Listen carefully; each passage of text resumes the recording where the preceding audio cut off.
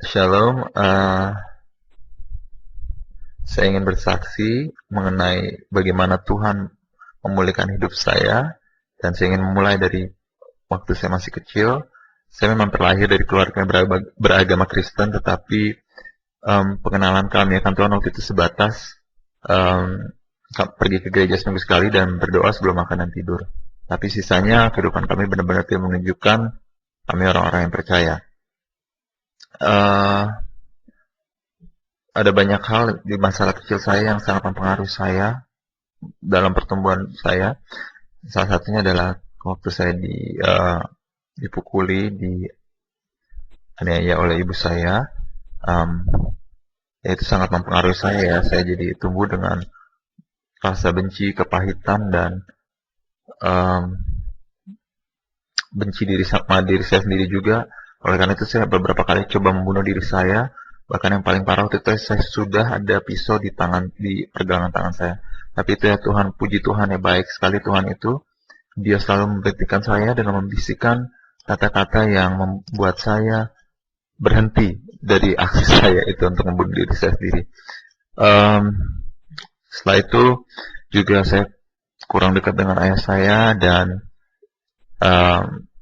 saya juga sudah merasa berbeda dari sejak kecil, karena saya dari kecil sudah merasakan ketertarikan dengan sesama jenis ya. Jadi saya semakin bingung lagi ya. Ditambah lagi saya dari kecil juga sudah terekspos, sudah mengenal pornografi, dan ya semua itu benar-benar mempengaruhi saya ketika saya tumbuh dewasa. Dan puji Tuhan ya, semakin saya bertumbuh dewasa, pengenalan saya dengan Kristus pun semakin bertambah. Tetapi ternyata serangan dari si iblis itu juga semakin kencang. Dan kesalahan saya adalah waktu itu saya pikir saya harus membenahi diri saya sendiri. Dengan saya sendiri baru saya boleh datang, baru saya boleh layak datang kepada Tuhan. Dan saya pun mencoba ya saudara untuk tidak menjadi seorang homoseks, untuk menyangkali perasaan-perasaan itu dengan usaha saya sendiri. Tetapi ternyata saya tidak sanggup. Saya selalu kembali kepada perasaan-perasaan itu, dan itu membuat saya frustasi ya. Dan akhirnya saya memutuskan untuk, ya setelah usaha berkali-kali untuk bebas dari homoseks, ternyata saya merasa gagal. Ya saya memutuskan untuk, oke Tuhan, sampai sini saja deh. Saya kayaknya memang udah gak bisa ditolong. Saya tidak layak buatmu. Saya akan menikmati hidup saya sebagai seorang homoseks. Dan kalaupun saya pergi ke neraka, ya sudahlah, yang penting selama di dunia ini saya bersenang-senang. Waktu itu pikiran saya begitu ya. Itu jelas-jelas pikiran yang sudah ditipu oleh si iblis.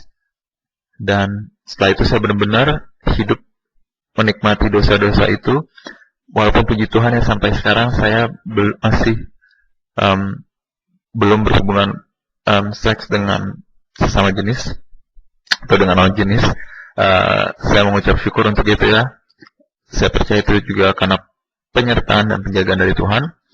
Tapi yang pasti saya waktu itu benar-benar mengeksplorasi, sudah sempat punya pacar lah, ya bisa dibilang gitu deh. Terus saya juga nonton film porno tapi yang homoseks.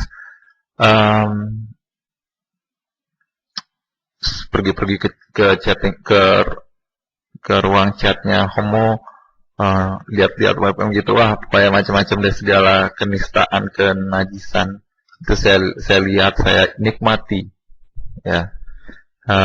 Bermasturbasi ya, semua itulah. Tadinya saya pikir semua itu akan membuat saya bahagia. Ternyata ya untuk sebentar sih, iya sih, tapi habis itu kosong lagi dan harus lagi. Itu buat saya jadi kecanduan ya, dan saya jadi malah dikuasai oleh nafsu saya itu. Dan akhirnya sampai saya pada titik saya tidak bisa melawan nafsu saya, sehingga saya dikendalikan. Jadi kadang-kadang ketika saya sudah malas saja untuk nonton film bokep, tapi saya jadi kayak terpaksa karena saya ngerasa saya udah dari bawah kendali nafsu saya itu. Dan akhirnya saya hidup ini, saya ngerasa kok kayaknya sia-sia. Saya ngerasa gini, oke lah, saya bekerja, kerjaan saya bagus, saya ada teman-teman yang saya bisa hangout, jalan bareng. Dan waktu itu memang biasanya saya jalan bareng seminggu sekali. Dan saya menikmati kehidupan saya sesuka hati saya. Tapi kenapa saya merasa hidup saya ini kok kosong? kenapa saya merasa hidup ini sia-sia gitu loh. Apa yang kurang dalam hidup ini? Apa makna hidup ini? Masa saya cuma kerja bersenang-senang, jadi udah ngulang-ngulang gitu aja. Sampai nanti saya mati terus blast hilang. Dan saya waktu itu udah gak ingat soal surga dan neraka lagi ya, karena waktu itu saya dalam pola pikir saya bahwa Tuhan tidak ada itu. Yaitu saya memikirkan makna hidup ya, akhirnya saya memikirkan betapa hidup ini begitu sia-sia dan sementara, bahwa semua yang kita capai di dunia ini tuh sia-sia gitu, itu sementara karena itu nggak ada maknanya, itu bukan itu yang sesungguhnya. Jadi saya makin aduh apa ya saya berpikir, dan hati saya menjerit ya, karena saya benar-benar ngerasa hidup saya ini benar-benar aduh udah kayak nggak ada maknanya deh, dan hati saya menjerit. Dan Tuhan dia selalu mendengar, dia selalu ada di situ kok. Dia tuh tidak pernah meninggalkan kita, dan dia tuh selalu mendengar kita, dan dia mendengar jeritan hati saya. Dan itu ya, Tuhan tuh baik ya, dia tuh walaupun kita udah meninggalkan dia tidak pernah meninggalkan kita. Dia mendengarkan jeritan hati saya, dan dia bilang gini sama saya. Dia nunjukin saya suatu gambar gitu, bahwa saya itu ada di tengah, sekarang saya ini ada di pertigaan jalan.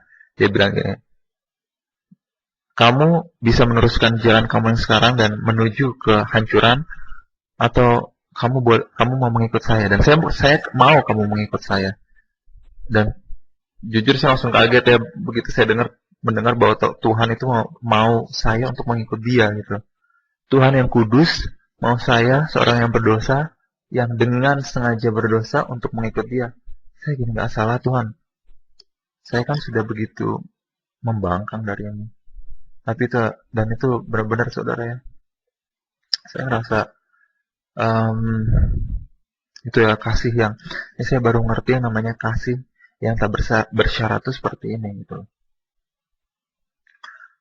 Dia tidak peduli apa yang kita lakukan, yang dia inginkan dari kita hanya kita bertobat dan berbalik kepada dia. Dan saya benar-benar, Tuhan, kok saya benar-benar, aduh, waktu itu hati saya sudah dibanjiri oleh kasih Tuhan, dan hati saya sudah hancur, kekerasan hati saya sudah hilang. Dan saya ingin mengikut Tuhan ya. Saya benar-benar ingin mengikut Tuhan karena saya mengasihi dia. Karena saya sudah merasakan kasih dia. Tapi ada satu hal yang masih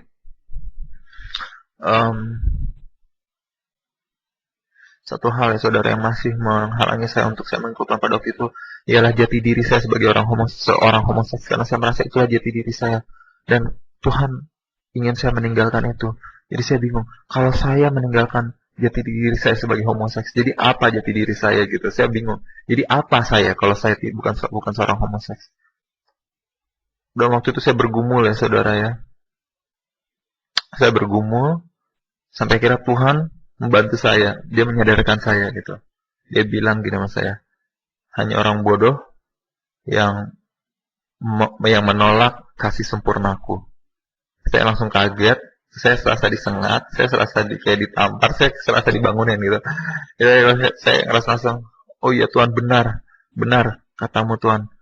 Saya hampir saja menjadi orang bodoh dan menolak kasih-Mu. Oke Tuhan, saya memutuskan untuk saya mengikut-Mu. Mungkin saya nggak mengerti apa yang terjadi kalau saya meninggalkan jati diri saya sebagai orang homoseks. Tapi saya mau percaya kepadamu. Saya percaya saja kepadamu karena Engkau mempunyai rancangan yang indah. Saya percaya itu. Dan habis itu kan menuntun saya untuk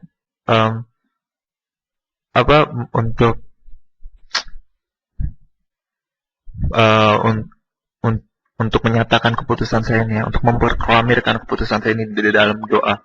Doanya sederhana, cuman Bapa di surga, saya mohon pengampunan atas semua dosa-dosaku di masa laluku, untuk semua kekerasan hatiku di masa laluku, dan saya mengucap syukur untuk pengampunan-Mu. Sekarang saya adalah sepenuhnya milik-Mu, kehendak-Mu saja boleh terjadi dalam hidupku. Di dalam nama Yesus Kristus aku berdoa, amin. Dan setelah itu, saudara, setelah saya panjatkan doa itu benar-benar, Tuhan ubahkan saya, dia benar-benar menyingkirkan segala hal yang lama, segala yang buruk di hati saya dulu, segala kepahitan saya, amarah, kebencian, benci akan diri sendiri, nafsu birahi terhadap sesama jenis. Semua itu Tuhan singkirkan, dan Tuhan ganti dengan sesuatu hal yang sangat indah, yaitu kasih-Nya, damai sejahteranya. Dan itu benar-benar, saudara, waktu saya pertama kali ngerasain itu saya benar-benar Saya benar-benar yang ajaib. Saya bilang ajaib. Saya belum pernah merasakan seperti ini seumur hidup saya. Dan ya, saya itu benar-benar dipenuhi oleh kasih Tuhan, dan yang saya ingin lakukan hanya ingin mengasihi, mengasihi, mengasihi. Ajaib, ajaib sekali. Padahal sebelumnya saya itu orang yang takut untuk menerima kasih, takut untuk dikasihi, dan takut untuk mengasihi. Tapi itu ya, setelah saya merasakan kasih Tuhan, saya merasakan begitu dahsyatnya kasih itu. Dan inilah saudara yang saya ingin bagikan ya. Saya ingin saudara merasakan keselamatan itu hidup kekal yang dimulai dari sekarang ini. Saya ingin saudara merasakan damai sejahtera yang saya terima, yang tiada bandingnya. Nggak ada bandingnya, nggak ada yang bisa berikan kecuali Yesus Kristus. Karena Yesus bilang, damai yang diberikan tidak seperti yang dunia ini berikan. Dan kasih yang Tuhan berikan kepada saya itu juga kasih yang sempurna. Kasih yang akan memenuhi segala keinginan di hati kita. Karena kita ini memang diciptakan untuk memiliki suatu hubungan khusus dengan Tuhan. Suatu hubungan kasih dengan Tuhan. Dan tanpa itu pasti kita akan selalu merasa kosong dalam hidup ini. Dan hanya kasih Tuhan yang sempurna yang bisa mengisi kekosongan itu. Dan saya mengucap syukur ya saudara, untuk keselamatan, untuk hidup kekal, untuk damai sejahtera dan kasih yang ada di dalam hidup saya. Dan ini yang saya ingin saudara juga rasakan. Dan saya ingin bilang bahwa kalau ada pergumulan, Anda merasa tidak layak buat Tuhan, Anda merasa tidak bisa berubah, jangan dengarkan. Itu adalah tipuan dari si iblis. Dia ingin mengrongrong kita supaya kita tidak mau datang kepada Tuhan. Yang sebenarnya adalah Tuhan mau menerima kita apa adanya. Dan Tuhan akan memberikan kita kekuatan kalau kita membiarkan dia untuk kita membiarkan dia untuk mengubah kita. Dan itu saya sudah mengalami sendiri. Jadi saudara tolong, kalau bergumul masalah apapun, bukan mungkin homoseks saja, mungkin ada yang lain, merasa candu, narkoba atau apapun, Tuhan bisa ubahkan asal kita mengizinkan dia, membiarkan dia. Karena apa? Tuhan tidak ingin memaksa kita. Dia ingin kita datang kepada dia dengan sukarela. Dan saudara tahu ya, Tuhan itu tidak pernah meninggalkan kita.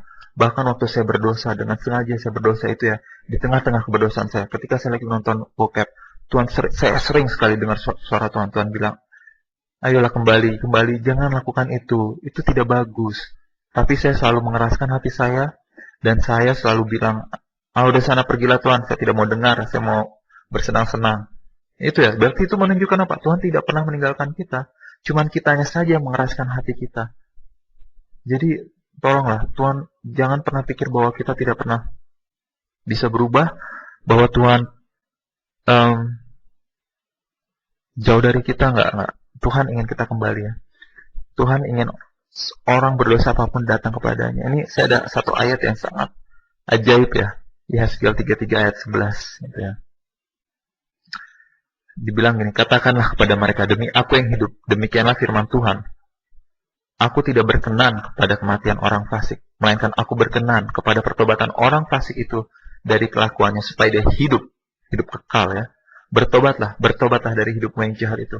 Mengapakah kamu akan mati? Jadi Tuhan tuh nggak ingin kita mati dalam dosa kita, nggak. Tuhan tuh ingin kita hidup kekal bersama Dia.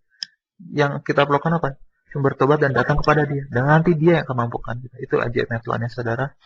Dan ya itu yang saya mau bagikan. Semoga ini menjadi berkat dan menguatkan ya. Dan ya semakin menguatkan kita dan membawa kita kepada pengenalan yang semakin dalam akan Tuhan. Karena itulah yang Tuhan rindukan dan itulah yang sebenarnya kita rindukan, hanya kita tidak sadar. Terima kasih, Tuhan memberkati. Tuhan Yesus memberkati.